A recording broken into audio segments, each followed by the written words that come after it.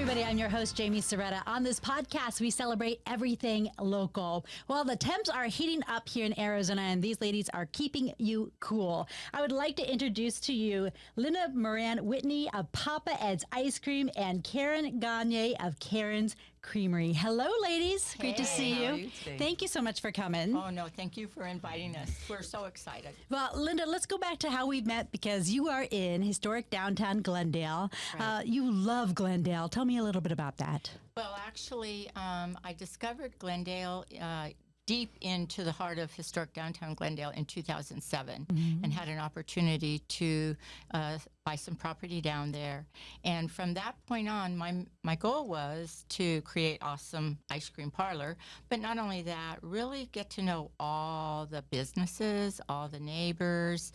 And Soretta's is a name that kind of stands with historic downtown Glendale. Thank you. So you met the fam. I've met the fam. I even have one of Joe's paintings hanging on the wall in the ice cream shop. My Uncle Joe and my Aunt Marisa, both very artistic. In fact, Marisa's artwork is on our cowboy box that we have with the different candies that are shaped like cowboy different figures. That was Marisa's painting that they put on that box. So they both are very artistic. So I'm glad you were able to meet them and get to know them. I have a funny story about that, though. So I went to 3 different fundraisers with the determination that I was going to win one of those paintings because I knew Joe painted him. I finally got it at the 3rd one, and I get the painting, and I'm getting ready to hang it up in the ice cream shop, and it's signed Giuseppe. And I said, well, what the heck? Who's that? Not everybody's going to know who that is. So I went down to the candy store, made him take a picture with me, and that picture is hanging right beside the painting. So people would put a connection, you know, of who really did it. So it was like his pen name is Giuseppe, going back to his Italian roots or whatnot. Right. That's hilarious. Well, I love the Sorettas. I love the family. And you know what? They have wit and they like to have fun, too. You decided to go into the ice cream biz, but you don't make the ice cream. I do not. So that's why Karen's here. That's why Karen's here, because she knows what she's doing. Yeah. How did you find her? Well, actually, she found me. And I'm going to tell a quick story that I've never even told her. Oh, Karen. So, is it a good or bad story? What kind of story? Where is this going, Karen? So, it's a good one. Okay, I hope so. So I was not working the day you came into the shop. I don't know if you remember that. I had someone else that was the scooper behind the counter. And I think Karen basically walked in and wanted to leave her information and let us know who this company was. And I remember when I came back in and they gave everything to me and I thought, who is this lady? Is she trying to start a new ice cream shop in our area? Yeah, competition. You know, leave your card, how dare. Yeah, I was like, I'm not sure who she is. Yeah. So I said, it's my duty to research this and figure out who Karen from Karen's Kreamery is. And then we finally had a meetup. And remember, I said, I'll order 2 tubs. Yeah, 2 tubs. 2 tubs out of 16. Make them good, lady. I don't remember what I told you. Yes. And what'd you say back, Karen? I said, eventually I'll have your whole case. It took me a couple of years, but today you do. Oh, so it all worked out. It all worked out. It actually is the best arrangement in my book because I can call her and I can say, hey, we got this event coming up. It's called For the Love of Flowers. What do you got? Yeah. You know, and she's got lists and lists of flavors and recipes. And if she doesn't, she can make it. So let's define for the people who are listening. Papa Ed's is over there in Catlin Court in historic downtown Glendale. Beautiful spot to hang, get some ice cream. You do the waffle cones. You have 16 flavors. Right. But Karen's Kreamery, you're doing a lot of wholesale. yeah, we started off as retail back in '96 in Avondale. And then we moved to Surprise, and then we slowly moved back to Avondale, and that's where we just wholesale it now and do events. And you do, I think you do ice cream for a lot of people around town. How many different accounts do you have? We have 9 throughout the state. You do? Because when I talk to people, it's usually you. A lot of them are private label. Yes. I'll be somewhere and they'll say, we have someone who makes our ice cream. And I'll say, is it Karen? And they say yes. That's good. Some people don't say that it's Oh, me. really? Well, I think it's, they have, it's off the record, Yeah. right? Yeah. So tell me about how you got into, you said you had a storefront and then you went to wholesale and then you kind of doubled down on that idea, right? Yeah. Originally, I'm an accountant, and I just got tired of being in an office and wanted to do something different. So we opened an ice cream shop, and we moved to Surprise. And when spring training was starting out there, that's how we started getting into events. We used to do the Royals and the Rangers. And then slowly we decided just to go do events and try to start wholesaling. So we did a little bit of wholesaling, and it was one of my first accounts. I think I did one other account before you. And then pandemic hit, and so we totally stopped events and focused on just wholesale, and that's where we've kind of gone from there. Now that the pandemic is over with, we're slowly coming back to doing some events, but not a brick and mortar. Because people have seen the Karen's Creamery. Yeah, we've been around for almost 30 years Oh, now. wow. It'll be 30 years in 96. And you left accounting to do this. Are you glad you did? Sometimes, most of the time. I like dealing with people, and it's a fun business. Yeah. It really is fun. I mean, like Linda said, we get to be real creative. I probably have over 300 recipes. Yeah, it's a long list. So we Where is your, what do we call it? it's Karen's Creamery. facility- We're it's a just facility? over in, it's our kitchen. We're over in Avondale now, and we're in a warehouse district. And, I mean, we have a couple of old clients. They'll still call us and ask us to make them a bucket of ice cream or something like that. But other than that, it's just, my kids are thinking about opening a brick and mortar, but I'm trying to convince them otherwise. Really? Why? Just because it takes a lot. I mean, with doing the wholesale and then doing events and then having a regular brick and mortar store, it's nice just letting other people sell it now. So. Yeah, and that's what Linda does. That's what I tell people. My customers, they'll say, "Do you make your ice cream here?" And I'll say, "Oh no, my friend Karen makes it. I call it the plant. She calls it the kitchen." Yeah. But I said, she has the hard job. I have the fun job, scooping it. And I truly believe that. You had to practice your Oh my scooping gosh. because what were you doing before? What was your? So I retired from 27 years of working for a business, an international company that manufactured mining Oh equipment. my gosh. Nothing to do with ice cream. And, my background was accounting. Like Okay, I Karen's. thought when she said that, I'm like, Yeah. are these both accountants? Yeah, and mostly customer service. So, I felt like those are two important key items when you're starting a business. But, oh, wow, there's a whole lot more to learn. Right. So finding the right product, the quality product, and having your plan is what is 24/7 when you're first starting up.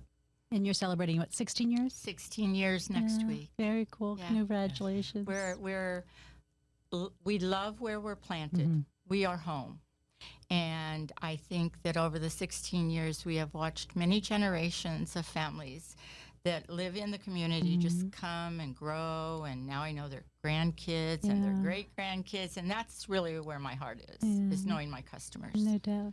And well, with us, we just stay the same age. But you meet an 11-year-old and they're a little kid, and then they're coming in and probably applying for a job. Yes. And then they're going off to college and doing wonderful things. So it's really cool to watch that happen. That's absolutely true.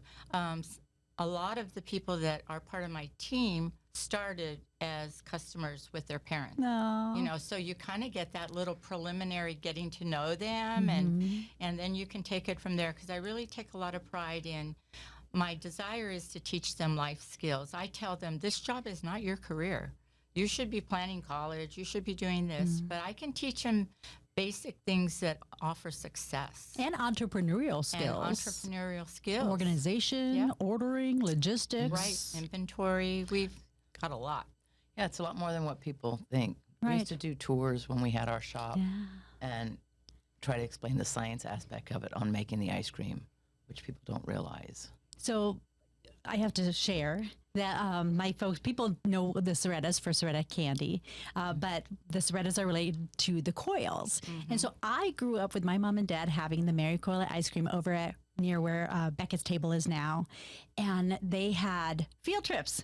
Come to the candy, or I'm sorry, the ice cream parlor. Yep, that's what and we would show this is going to age me and I don't care. Captain Kangaroo on film strip show how the milk was collected and the cows and everything, and then, you know, what it went through. And then I remember the tape still flapping. I'm thinking, Mom, fix it. It's over. It's over. Come get the machine. And then Mom would say, all right, everybody, we know how milk is made. Now let's go back and see how we make ice cream. And they did that there. But when you said that, I remember yesterday the little field love trip. that. We used to show them and let them make their batch, and then they'd make their own little pint and get to take it home. So cool. Very cool. And it must have been interesting seeing the kids and how their eyes light up and just are, you know, it's a treat that you grow up with and you never think about where it came from. No, and it's so, they love going in the freezers and just getting to make their own, that they got to decorate the container, and this was their own ice cream that they got to bring home. It was really fun. Big things of whole milk. Did you ever scoop? I did not scoop. I didn't. I was too young, but I remember that I thought I had an ice cream cone full of 6, 7 scoops on top of ice cream. And I went to school the next day and said, I had an ice cream cone with 6 or 7 scoops.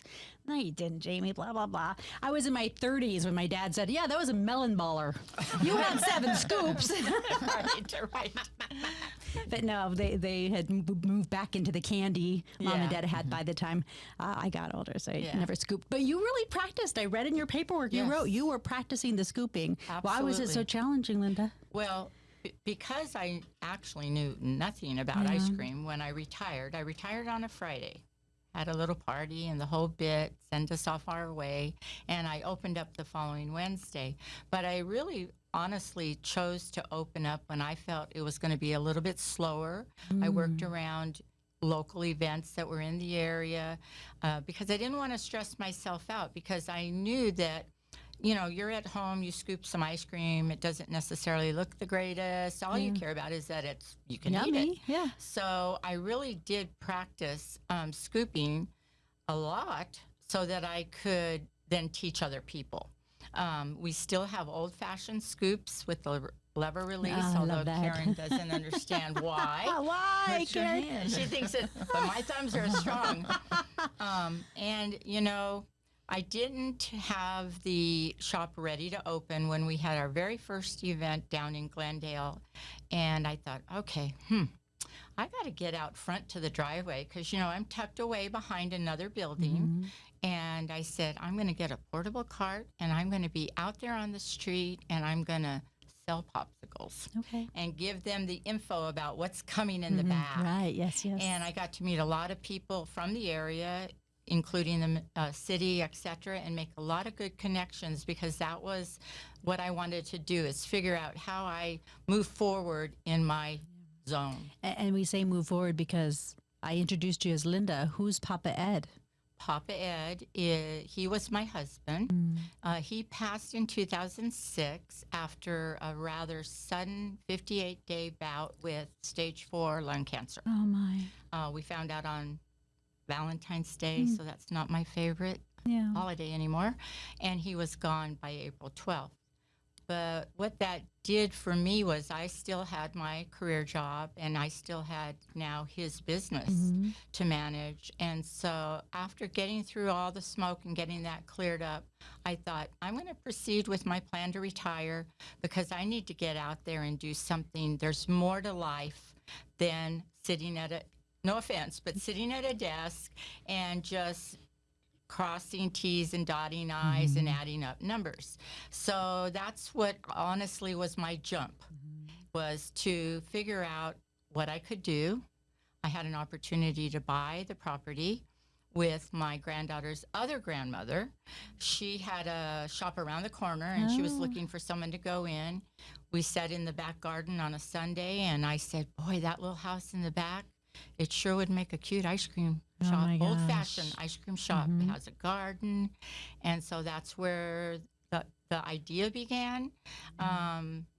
Real quickly, the idea began, and on her way home, the other grandma called me, and she says, I already got the name of the shop. Now you got to take care of the rest.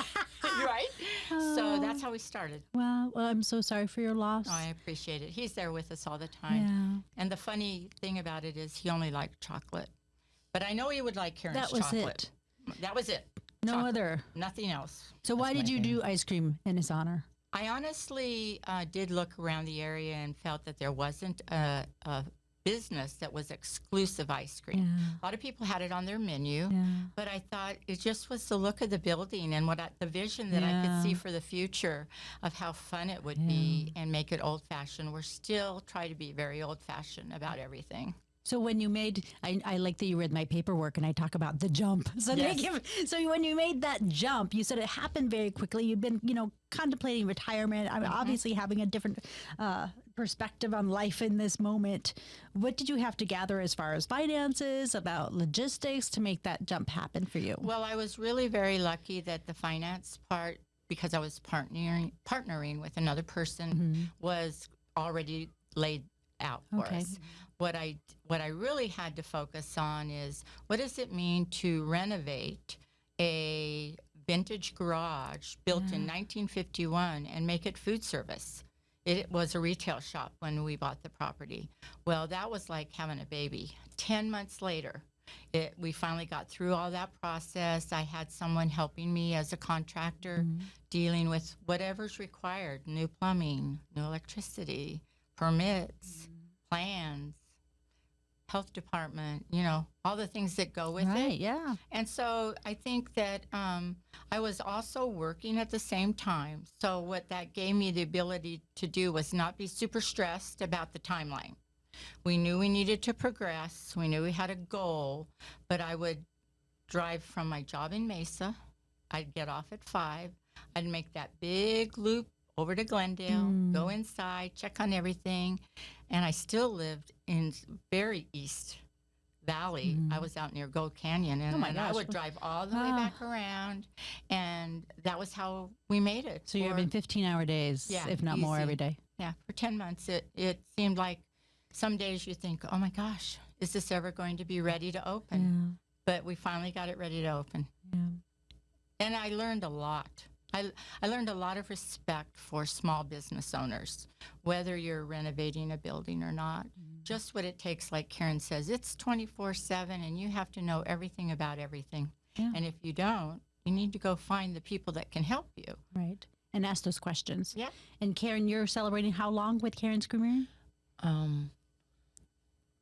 28 years this year. Wow, congratulations. So my kids worked as kids. That was one of the reasons I did it, because I was a single mom. My husband had passed away I'm sorry. at a young age, and I wanted to work where my kids worked with me. So that's why we opened a shop right by our house.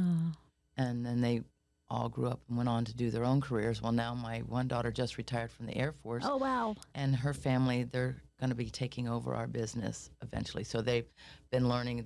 Her husband's been with me the last year, and she just retired just a few months ago. So she's starting to learn the business aspect of it, and he's learning the making of the ice cream and the logistics and How stuff. does that feel for you?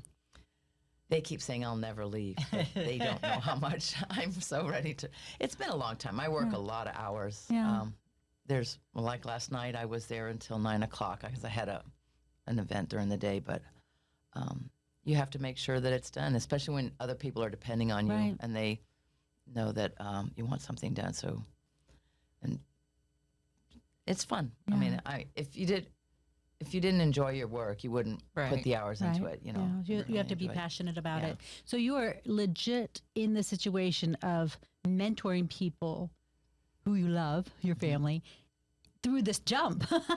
Moving from is there anything that you're doubling down on? Don't make this mistake that I made, or see, that's what it is they knew all the working in the shop, the fun aspect, and then when they would come and visit, they would do events. But I said, you don't know all the back end of the stuff, all the other things I do, because I do all my own payroll, I do all my own accounting and stuff like that. So now they're realizing that there was a lot more involved than just, having an ice cream, scooping ice cream and having fun, talking to people behind the scenes aspect of it. And so, and that's why I figure probably about another couple years I'll be gone. And I'll always still be involved with the business, making it, but I won't have to be there 6-7 days a week. So. What are you looking forward to doing when you? I have 12 grandchildren. Oh my gosh! So I wanna be able to be able to go visit them more. Oh, how wonderful! Because 2 of them live out of state. And you have a ton of different flavors. Let's talk about the most creative and the biggest, because you'll collab with business owners about. We took Best New Flavor a couple of years ago for the North American Ice Cream Association. Right, and we get to serve it in Papa Ed. We won Best New Ice Cream Flavor for North American Ice. Well, the year before the year of the pandemic, we took Best New Vegan Flavor. Ooh. We won on 2019 for vegan pistachio cherry. Sounds good. And then the next year we won for our lemon biscuit, which is a lemon cheesecake with a lemon curd and Italian lemon cookies folded in. That's so good. It is so good. What's your favorite flavor that you have at Papa Ed's? And then what's the most popular? Okay, well, the favorite flavor rotates on a weekly basis because we get new ice cream every week. And there is honestly not any flavor of Karen's that I don't love. I love anything that has cherries in it because she uses a high quality Bordeaux cherry. And her butter pecan is our #1 seller. I have a story about that one too. And I think that, so in our freezer, we have like 6 core flavors that are always there. Yeah. And then everything else is what I tell our customers rotates. And like, you know, just when they think it's on the menu, they come in and we sold out. Oh, so man. I'm always telling them, I don't want to be like when you go to that big box place where you go shopping and you see the stuff and you say, oh, I'll get that next time I come. And then when you go back, it's not there. So I try to tell them, okay, as an example, we have blueberry in our freezer right now. And people say, well, how long is this going to be here? And I say, well, it looks to me like it's maybe only going to be here through the weekend. But it's going to come back. And please go to our online menu because we are very diligent about updating that like within an hour that we run out so that you do know what's in there. And we love having our festive flavors. Like we're getting ready to celebrate National Free Comic Book Day. We've got Mother's Day, Cinco de Mayo. You name it, we've got all kinds of things. And so we bring in our special flavors then, and it's temporarily there, but it always comes back. Which one are you eating, though, every day? I'm actually not supposed to really eat ice cream every day, but I have to sample every flavor that comes in that's new, right? Karen makes me sample it. Okay, so what's your favorite? So honestly, I am really enjoying her vegan options that she mentioned. I have a team member that works with me who said, Linda, we need to offer vegan. She's vegan. So I think maybe I was one of the first customers that asked for vegan. The blueberry cardamom. Blueberry that cardamom. sounds good. And Aztec chocolate, that's a vegan version. So it's a little spicy. The list is long. Karen, we have to hear this butter pecan story. Oh, I remember when she only had the 2 flavors, and I kept telling her she needed more. And You only had 2 flavors then? I only had 2 of her flavors okay. when Okay. we started. Yes. She's a good salesperson, Karen. well, the thing was, when we do events, people are always asking, where can we buy your ice cream? So I would say, you know, Papa Ed's carries this. So people were always telling her, you need to carry Karen's butter pecan because that's one of our staple flavors that we carry on our cart. And ours is different than a lot of other butter pecans. And so finally she called me, she goes, okay, I'm going to try this butter pecan that people keep telling me about. And then when she got it, she goes, my brother says that it tastes like crack. I have to have this. Yeah, right. Crack! Wow! Right, and that's his favorite. That is his favorite flavor. What does crack taste like? It must be don't good. know. I don't know. I have to have it. So, yeah, that's a true that's story. awesome. Yeah, The I didn't go for butter pecan right at first. Yeah. But you have to sometimes rely on people that you become. Yes. You start to trust. Right. Well, everyone kept asking when they would And- come in. Yeah. Yeah. I remember, was it during the pandemic that I came and visited you? And I remember you sent me off with a big old waffle cone, and it was a blue. I can't remember what flavor it was, but I usually like blue foods or green foods. I feel like it was something, and I didn't make it to the I-17 back to the TV station before that thing was gone. I mean, the ice cream is so good, Karen and Linda. I mean, the ice cream was. I was like, this is really good. So kudos to both of you on that. Thank you. And I think my daughter takes the credit for us now serving waffle cones because she used to work near another ice cream shop and she would go there for lunch. Ice cream was her lunch. And they would make her a waffle cone right there on the spot, you know, and she said, Mom, you really need to learn how to make these waffle cones. And so I did. And yeah, now I think it's a perfect combination. Local premium grade ice cream with locally made waffle cones. Not everybody makes them anymore. No, they're so much better when you make them fresh. They taste so good. And they smell so good. I mean, you Yes. smell them down the Well, and street. you can customize them. Like Linda, she puts pumpkin in it sometimes. She puts cinnamon. She makes them all different colors. Make them purple. Oh, yes, yes, the whatever ube. Is it ube? chance we have to have fun with it, we like to do that. I think that's what sets us apart. And you're very collaborative with your Yes. community. We know this. Yes. Tell me about the Dog Days of Summer. How long have you been doing this? What is this? In 2025, we have already scheduled our date for the 15th year. Oh, wow. So yes, it started out with the desire to bring people down to our area in a month when we maybe didn't have that much going on, because we do have monthly Events. happenings. And the Dog Days of Summer slogan kind of caught my eye, and we did start it in the summer, which I feel like I didn't even really know what I was doing. I said, okay, folks, we're all going to meet down at Murphy Park. Bring all your dogs, dress them up in the heat of the afternoon, and we're going to parade them all back to Papa Ed's ice cream. Perfect. Great idea. It sounded like a great idea. Yeah. We got back to the ice cream shop, and you've seen my garden. It's relatively small. We had 65 dogs. Oh my gosh. And it turned out to be such a fun time, and people, they didn't seem to mind the heat. And so quickly over the course of a few years, then we changed it to a cooler month for the health of the dog, the animal. But now it's just grown and grown, and it is an annual event, and everybody loves it. Yeah, We love our animals. Karen, what are you loving in Arizona right now? What are you doing? What are you eating? What are you reading? I love eating ice cream. I eat ice cream almost every day. You don't say. Do you? And which one do didn't you know that. eat? Which one do you? I'm pretty basic. I like our chocolate. Really? Our chocolate wins blue ribbons every year. Actually, this year, my son-in-law and I, well, last year we both got blue ribbons, and it's the same recipe, but we fix it different. And so I got a blue ribbon and he got a blue ribbon, but my score was higher, so I told him I still win. So this last year he tried beating me again, and I still beat him. We bought 2 blue ribbons again, but so he says, I got to do something. I'm going to. So it's same We're very rest- competitive. It sounds, but in a healthy way, right? Yeah, and like when we do events, we always have 2 carts set up. So he's at one cart and I'm at another. We have to try to see who beats. Top each other. Yeah. And so he didn't work. We did the Savannah Bananas just Yes. recently. Oh, my and gosh. He wasn't there one day, and so he ended up working the last day on my cart. And he goes, "I'm just helping you, Karen, but I really get to count the score at the other cart Oh, because yeah. that one was a busier Oh, cart." I see. How was So- the Savannah Bananas? That must have been Oh, so it much was fun. crazy. Oh, it was so much fun. It was really. We were right next to the party animal section. They had a big blow up, so people were always taking all kinds of crazy pictures.